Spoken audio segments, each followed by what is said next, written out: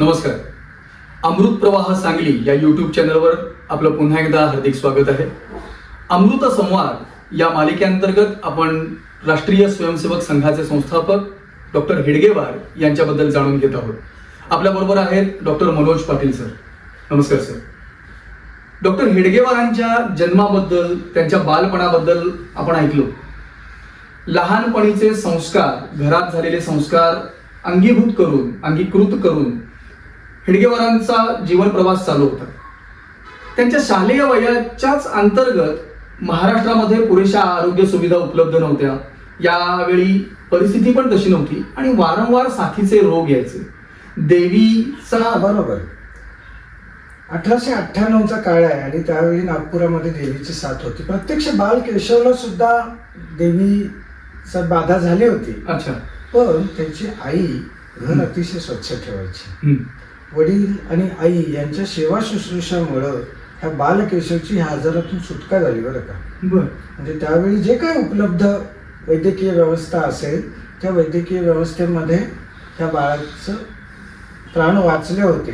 पण पुढे जाऊन 1902 नंतर प्लेगाची साथ आली होती. अच्छा. उंदीर मरू लागले, उंदीर मरले, मेलाय असं कळालं की पोलीस यायचे, घरातल्या माणसाला घ्यायचे, गावाबाहेर नेऊन टाकायचे. तिथे त्यांची फार सेवा करत होती. अशी काही परिस्थिती नव्हती. फक्त इथं नेऊन तिथं मरायला सोडायचं एवढंच काम सरकार करत होतं. आणि हाहाकार माजला होता.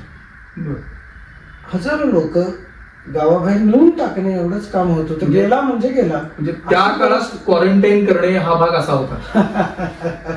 आणि अशी परिस्थिती होती की त्यावेळी एकेका माणसाला स्मशानभूमीमध्ये दहन करून आल्यानंतर पुन्हा दुसऱ्या माणसाला न्यायचं. असे एकेका माणसाला 8-8, 10-10 वेळा स्नान करायला लागायचं. इतकी त्याची वारंवारता होती. आणि अशा परिस्थितीमध्ये केशवला सुद्धा आपल्या आईवडिलांना गमावावं लागतं. आणि आईवडिलांना गमावल्यानंतर मग स्वतःच्या हाताने स्वयंपाक करायचे. कोण कमवणारा? मोठा एकच भाऊ होता, तो किती कमवणार आहे? आणि हे 6 जणांना कसं पोचणार आहे? मग ह्याचे कपडे सुद्धा फाटके असायचे. जेवण सुद्धा मग गावातल्या लोकांनी वेगवेगळ्या ठिकाणी वार लावून जेवायचं असायचं. मग ते वार लावून जेवायचं असायचं असं म्हटल्यानंतर हा बालकेशव बालपणी सुद्धा आपल्या स्वतःची चिंता कमी करणार, फार चिंता करत नसे. जेवण होईल की नाही, ह्याला अभ्यासाचा नाद जास्त.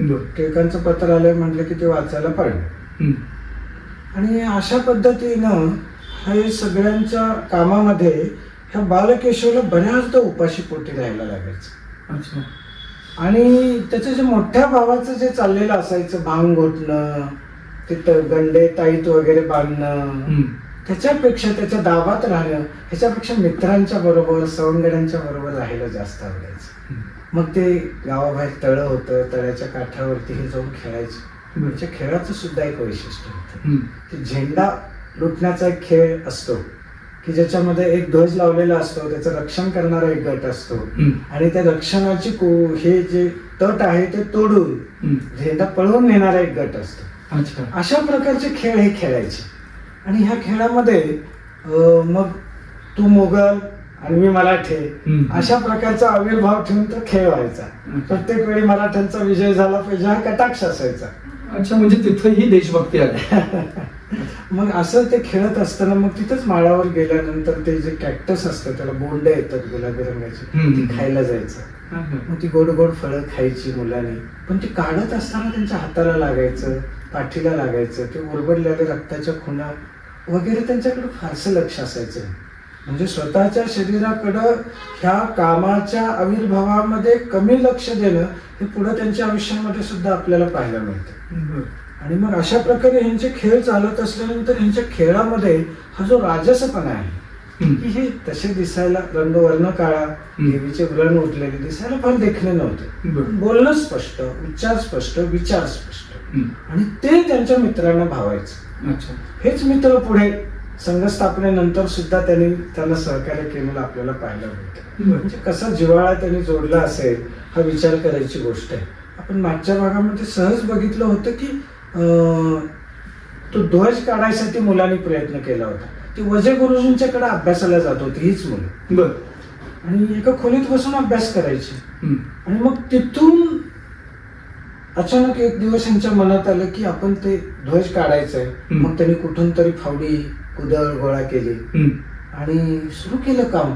सुरुंग खोदायला. हा. अच्छा. आणि वजे गुरुजी आत आले. बघतायत तर काय की पोरं सगळी घामाघूम झालेली आहेत. माती चालतायत, एका बाजूला ढीग पडलाय मातीचा, एका बाजूला खड्डा पडलाय. आणि हे परिस्थिती बघून ते मुलांना बोलावून सांगतात, अशा प्रकारे हे होत नाही बाळा, हे आपल्याला आता चांगल्या प्रकारे समजून घ्यायचं. आणि मग हे समजून घेताना त्याला सगळ्याच शाळांमध्ये बालकेशवला जे शिक्षक मिळालेले आहेत ते शिक्षक असे राष्ट्रीय विचारांचे शिक्षक मिळालेले आहेत. मजबुरी म्हणून त्यांनी राज्य सरकारच्या काही योजना राबवायचा प्रयत्न केला असेल, पण आपल्या समाजाचं वैशिष्ट्य जे आहे की हे राष्ट्र, ह्या राष्ट्राची संस्कृती आणि ह्या संस्कृतीचा अभिमान, ह्या गोष्टींचा प्रभाव बालकेशवच्या मनावरती आपल्याला झालेला पाहायला मिळतो. त्यावेळी कालकर्ते जांभेकर त्यांचं साहित्य सुद्धा नागपुरामध्ये येत होतं.